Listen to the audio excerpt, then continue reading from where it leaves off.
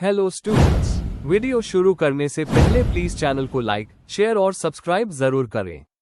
एक important information, अगर आपको इस वीडियो के नोट्स चाहिए तो डिस्क्रिप्शन बॉक्स में दिया गया डाउनलोड लिंक चेक करें। Thank you. चलिए शुरू करते हैं। इस वीडियो में हम पढ़ेंगे BWEE 4 strategies for women's empowerment के प्रीवियस ईयर क्वेश्चन और most important questions with answers. ये क्वेश्चंस आपके एग्जाम के लिए बहुत इंपॉर्टेंट है। अगर आपने ये अच्छे से कर लिए तो एग्जाम निकलना पक्का है। Let's begin. Question 5, discuss the nature of women's education in India. Question explanation. इस क्वेश्चन में हमें ये बताना है कि भारत में महिलाओं की शिक्षा का क्या स्वरूप है, इसका वर्तमान स्थिति, क्या चैलेंजेस है और इसमें क्या प्रगति हुई है। हमें हिस्टोरिकल बैकग्राउंड, पॉलिसीज और एजुकेशन के इम्पैक्ट पर भी बात करनी है।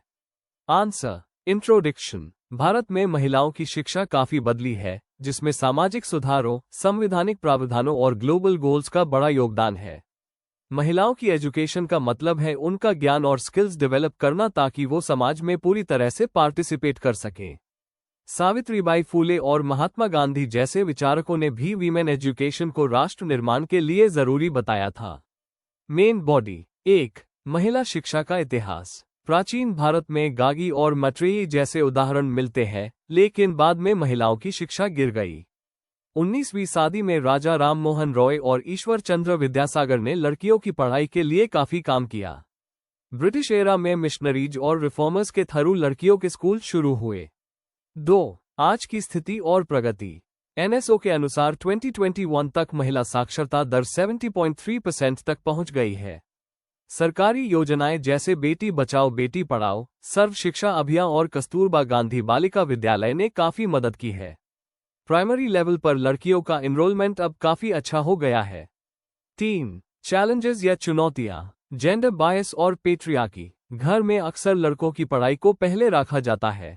आर्थिक समस्याएं। गरीब परिवार लड़कियों को स्कूल भेजने में हिचकिचाहट दिखाते हैं। सुरक्षा और हाइजीन। स्कूल में टॉयलेट और सुरक्षा की कमी होने से लड़कियां स्कूल छोड़ देती है। शादी और ड्रॉप आउट। लड़कियों की जल्दी शादी या घर के काम की वजह से वो स्कूल छोड़ देती है। 4. महिला शिक्षा का महत्व। सशक्तिकरण। एजुकेटेड महिलाएं अपने अधिकारों को समझती है और डिसीजन ले सकती है। स्वास्थ्य और सफाई। पढ़ लिख कर वो हेल्थ और न्यूट्रिशन के प्रति जागरूक होती है। आर्थिक आज़ादी। एजुकेशन से जॉब, बिजनेस और फाइनेंशियल फ्रीडम मिलती है। सामाजिक बदलाव। पढ़ी लिखी महिलाएं अपने परिवार और समाज को पॉजिटिव रूप से प्रभावित करती है। 5. पॉलिसी और टेक्नोलॉजी का role. Right to education act 2009 सभी बच्चों के लिए फ्री और कंपल्सरी एजुकेशन का अधिकार देता है। डिजिटल प्लेटफॉर्म्स जैसे दीक्षा और पाठशाला से जेंडर गैप कम हो रहा है, स्पेशली कोविड के बाद। NEP 2020 इंक्लूसिव और इक्विटेबल एजुकेशन को प्रमोट करता है। कंक्लूजन। भारत में महिलाओं की शिक्षा में काफी सुधार हुआ है, लेकिन कुछ गहरी समस्याएं अभी भी है। सामाजिक सोच को बदलना, अच्छी सुविधा देना और पॉलिसीज को सही से लागू करना बहुत जरूरी है। एक शिक्षित महिला सिर्फ अपने परिवार को ही नहीं, पूरे देश को आगे बढ़ती है। अगर सही कोशिशें की गई तो हर लड़की को शिक्षा और समान अवसर मिल सकता है। अगर आपको इस वीडियो के नोट्स चाहिए तो डिस्क्रिप्शन बॉक्स में दिए गए डाउनलोड लिंक को जरूर चेक करें। Thank you. चलिए देखते हैं अगला प्रश्न। Question 6, how has environmental degradation affect women? Explain. Question explanation. इस क्वेश्चन में हमें बताना है कि पर्यावरण के बिगड़ने का असर महिलाओं पर कैसे पड़ता है, जैसे कि जंगल कटना, पानी की कमी, पोल्यूशन या क्लाइमेट चेंज। ये सब उनकी हेल्थ, रोजमर्रा के काम और जीवन के अन्य पहलुओं को कैसे प्रभावित करते हैं। एग्जाम्पल्स और केस स्टडीज का यूज कर सकते हैं। आंसर। इंट्रोडक्शन। एनवायरमेंटल डिग्रेडेशन का मतलब होता है प्राकृतिक संसाधन का खात्मा, प्रदूषण और इकोसिस्टम का नुकसान। गांव में रहने वाली और गरीब महिलाएं अक्सर इन रिसोर्सेज पर निर्भर होती है, इसलिए अन्न पर इसका प्रभाव सबसे ज्यादा होता है। इस आंसर में हम देखेंगे कि एनवायरनमेंट के खराब होने से महिलाओं की सेहत, आर्थिक स्थिति, काम का बोझ और सामाजिक जिम्मेदारियों पर क्या असर पड़ता है। Main body. 1. काम का बोझ और समय की कमी।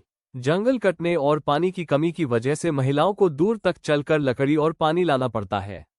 इससे उनका डेली वर्कलोड बढ़ जाता है और पढ़ाई, कमाई या सेल्फ केयर के लिए समय नहीं मिलता। जैसे अफ्रीका के कुछ इलाकों और रूरल इंडिया में महिलाएं हर दिन घंटों इसमें लगा देती हैं।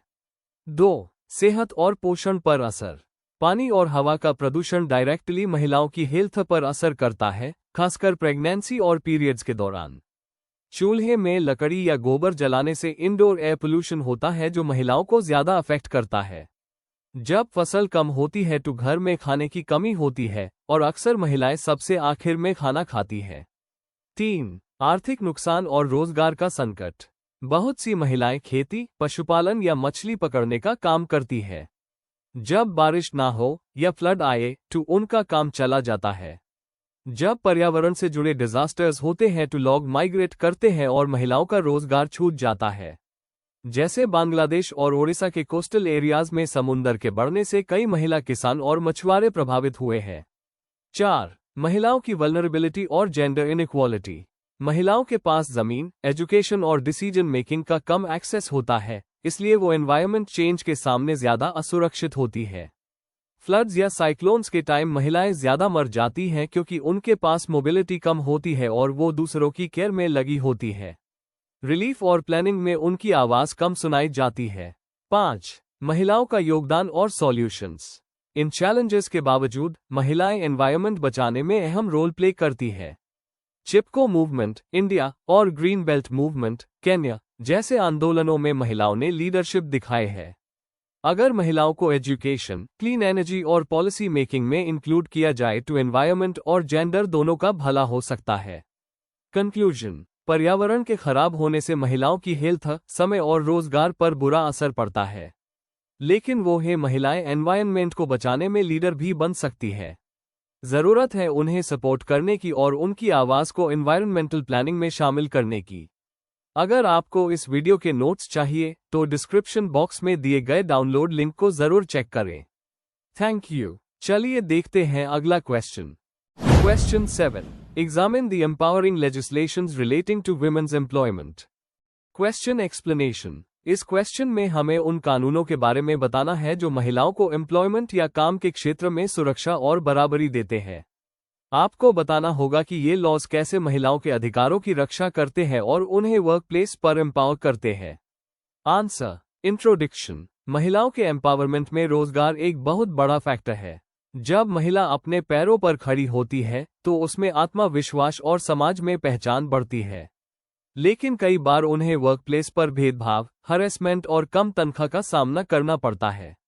इन्हीं समस्याओं को दूर करने के लिए कई कानून बनाए गए हैं जो महिलाओं को काम के स्थल पर सुरक्षा और सम्मान देते हैं। Main body. 1. Equal remuneration act 1976। ये कानून ये सुनिश्चित करता है कि महिला और पुरुष को एक जैसे काम के लिए बराबर तनख्वाह मिले। हायरिंग और जॉब के दौरान जेंडर के आधार पर कोई भेदभाव नहीं होना चाहिए।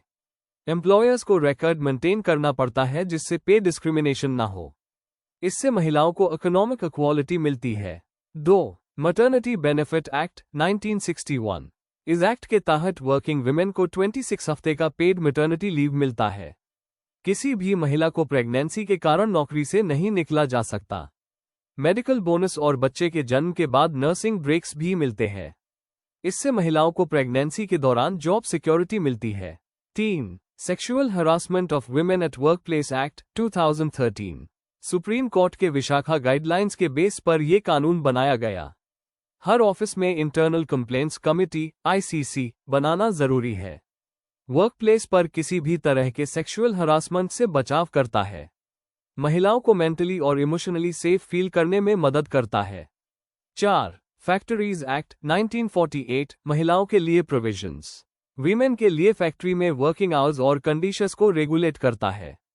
हैजर्डस इंडस्ट्रीज में रात के समय काम करने पर रोक है। क्रैश, रेस्टरूम्स और सैनिटेशन की सुविधा देना जरूरी है।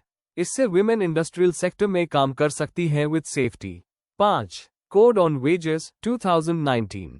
कई वेज लॉज को मिलाकर बनाया गया ये कानून इक्वल रेम्यूनरेशन को रिएनफोर्स करता है। टाइम पर पेमेंट, मिनिमम वेजेस और फेयर वर्किंग कंडीशन प्रोवाइड करता है। जेंडर के बेस पर किसी भी भेदभाव को मना करता है। 6. अन्य योजनाएं और initiatives. Stand up India, skill India और मुद्रा योजना से महिलाओं को ट्रेनिंग और फाइनेंस मिलता है। कई स्टेट्स में गवर्नमेंट जॉब्स में रिजर्वेशन भी मिलता है जो एम्प्लॉयमेंट बढ़ता है। इम्पैक्ट ऑफ दीज लेजिस्लेशंस, इन कानूनों ने वुमेन पार्टिसिपेशन को बढ़ावा दिया है। महिलाओं को लीगल प्रोटेक्शन और कंप्लेंट करने का हक मिला है। वेज और अपॉर्चुनिटी गैप कम हुआ है, लेकिन रूरल एरियाज में अब भी इम्प्लीमेंटेशन और अवेयरनेस में कमी है। कंक्लूजन, यह एम्पावरिंग लॉज महिलाओं को रोजगार में बराबरी और सुरक्षा देने में बहुत इंपॉर्टेंट रोल प्ले करते हैं। ये कानून उनके राइट्स और डिग्निटी को प्रोटेक्ट करते हैं, लेकिन इनका सही इम्प्लीमेंटेशन और अवेयरनेस भी उतना ही जरूरी है।